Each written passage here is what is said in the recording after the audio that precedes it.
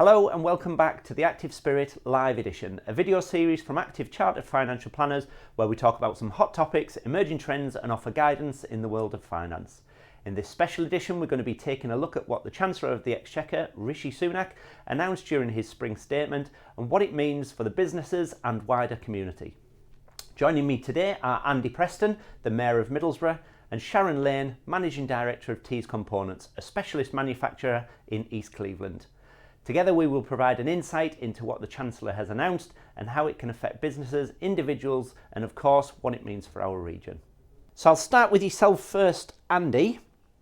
What do you think of yesterday's announcements by the Chancellor?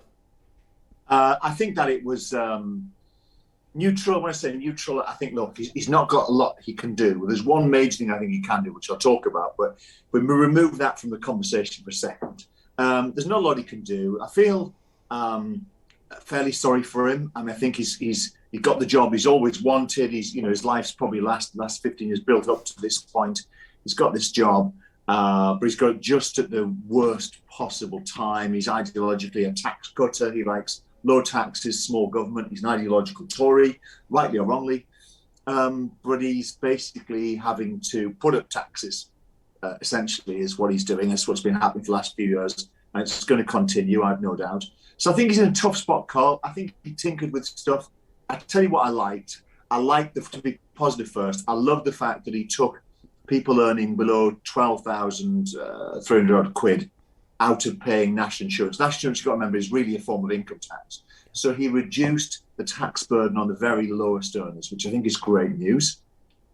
I think the cut in fuel duty is great. I mean, obviously, there's a problem with that in that you can't guarantee that the petrol retailers pass it on. But I know that the supermarket petrol retailers have already said they're going to cut their fuel supplies by 5 or 6p. So that's encouraging. That's good. It costs the country a bit of money, but I think it was the right thing to do. But I think that I'll stop talking a sec, Sharon, I promise. I think he's in a very tough spot. And I think there's one massive thing that he can do that I think Margaret Thatcher would have done, and I think George Osborne would have done, both ideological Tories. And I think he's going to have to do later. I think he's going to be forced to a corner where politically they are in deep hot water. And I think he's going to have to take some drastic action later in the year. That's my personal view. I'll stop talking now and let Sharon have a go. Yeah, over to you, Sharon. You wrote a great piece last night that I read on LinkedIn, actually. So I think I know what your answer will be. But do you think he's gone far enough this time? Yeah, so I mean, I would have liked to see the NI rise delayed. I think that, parts of his budget probably aren't what he thought they were going to be because of the way that things have... because of the additional tax that he's collecting in areas that he wasn't anticipating because of price increases. So I think he probably had room to do that. I agree with Andy that, changing the threshold is great. And I really appreciate that for lower earners. I think that's really important. But from an employment point of view, in reality, employers are going to end up paying the employer and the employee contributions that are increased because of the way the labour market is, because there's a skills shortage, not just in manufacturing, but in most sectors. And we have a really high wage inflation. So my worry really is that these higher wages, so we've got minimum wage increases as well, which obviously has that knock-on effect all the way through your salary structure. And ultimately, what it means is that we're more expensive to sell as a service in manufacturing, and it makes us less competitive in terms of our pricing when we export. And we're already seeing, because we've put price increases through ourselves, we're already seeing clients say, well, that's higher than I had budget for. I need to look into Eastern Europe to place this work. So the real worry for manufacturing, for UK PLC, for our GDP, is that actually this policy results in lower returns for the Exchequer and has opposite, the desired effect, because we can't get that international trade because we can't compete. Yeah, and it did mention a few things that are potentially coming. Obviously, employers' allowance up to 5,000, plans in the future, whether this happens to reform R&D, plans to cut tax rates for investment. And the one thing that it always gets me, and you'll be in the same camp to be fair, Sharon, is obviously retail, hospitality and leisure sectors still getting this 50% discount in business rates. But businesses like mine, businesses like yours, and obviously businesses like many other people aren't going to benefit from that. And we know that hospitality and leisure was affected significantly by COVID, but surely we're all feeling the pinch, aren't we? Yeah, absolutely. And for me, sector-specific support, it's quite unusual to do that. But government quite rightly singled out hospitality and leisure last year and travel and said, look, you really are experiencing things different in the last 2 years.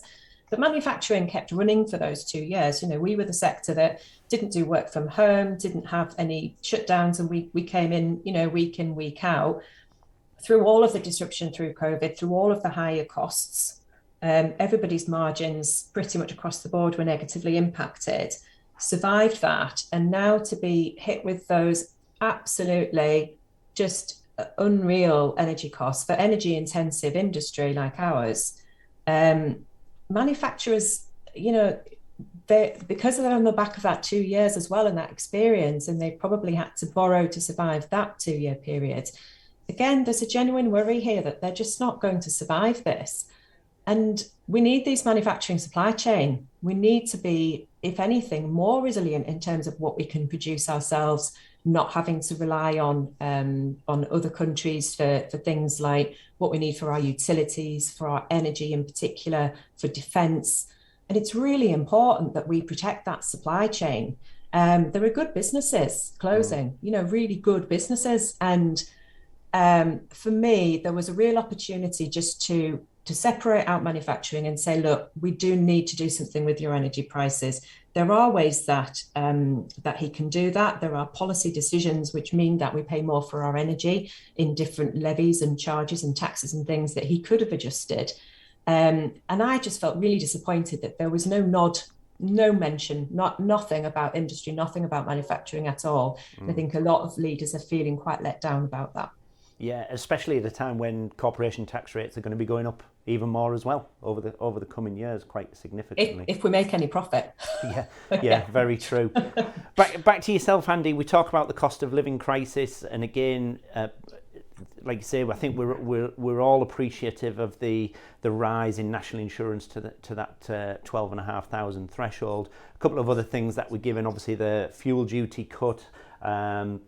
And VAT to be removed from energy saving measures such as insulation and solar. But what baffles me is, you've got to have a hell of a lot of money in the first place to put those things on your property or in your house. So again, I don't think somebody who's necessarily struggling is going to be thinking about putting solar panels on the roof first and foremost, are they? No, that's absolutely right. I think reducing the VAT on these things is just tinkering. I mean, I suppose it might help. There might be someone who's thinking about it and then it's a little bit cheaper. But as you say, quite rightly, by and large, the people that are doing that are earning decent money. They're affluent. And what's going to happen is, like in every financial crisis, it's going to touch everyone. But the people it will hit hardest and for longest will be the very poorest. And what we need to be doing is, and I say this to someone who I hope I can honestly say that I'm pragmatic. I am a centrist politically. I can understand some of the Tory ideology. I can understand some of Labour's ideology. What we need to do though is to protect the poorest and the economy generally, because what happens there ripples out, is push money to the very poorest households. And attempts have been made, there's the £150 or thereabouts that's going out to a lot of households. And that's great. But people are going to see people on amounts of money where they can literally just about pay their rent, put food on the table, and do the other things, that the essentials. We're going to see them forced into abject poverty. Abject poverty, and 150 quid's not enough. Some of them are going to see increases in their costs of running their home of £900, £1,500, and that's going to ripple out. And by the way, a lot of people are actually doing okay. They're working hard. They're not getting any benefits. They're going to be plunged from being just about managing, actually, running a car, perhaps the odd little holiday. That £1,200 to £1,800 hit they're going to see in the next 12 months. That pushes them into possibility of needing to visit food banks. These people with, reasonable jobs. So we're heading to an extraordinary situation that will impact initially how much people spend in restaurants, whether they go to the football match, whether they go to the pub, which might sound quite trivial, but that affects jobs, it affects sentiment, and it ripples out across the whole economy. Now, I try and read a lot on this, and I have done. And I try and stay away from newspapers that always back one party. So, for example, the Daily Mirror will always attack the Tories, doesn't matter what they say. And similarly, the Guardian will always attack the Tories. Interesting, I found a great piece in the Financial Times, which tries to play it with a straight bat, works out what's best for the economy and society as a whole. And they've been saying that a windfall tax on the energy companies like BP. The first thing I want to say about BP is it's 90% owned by foreign organizations and foreign shareholders, right? So only 10% of its shareholders live in the UK.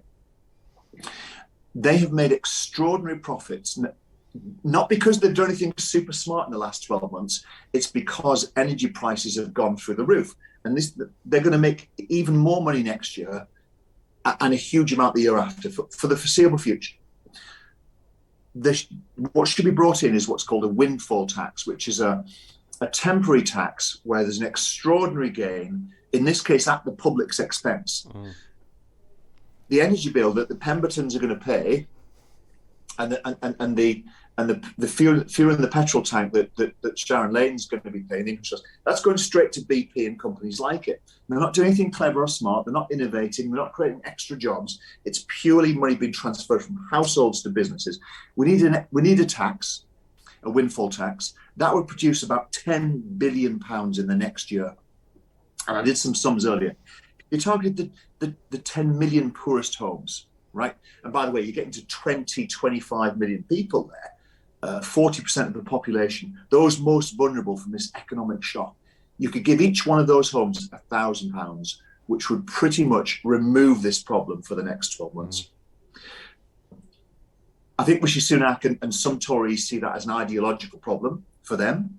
I think that's a flawed way of thinking. Margaret Thatcher did it with the banks in 1981, and George Osborne in 2016, I think, tinkered with corporation tax rates for energy companies when they were making more and less money.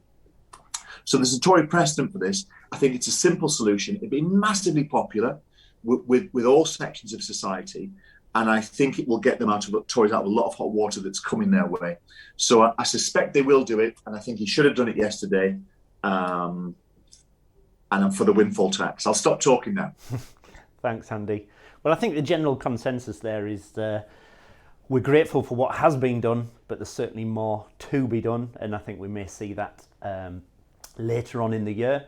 I saw a YouGov stat actually last night that said only 6% of people think he's gone far enough, happy with what's been done, which is a ridiculously low amount, isn't it?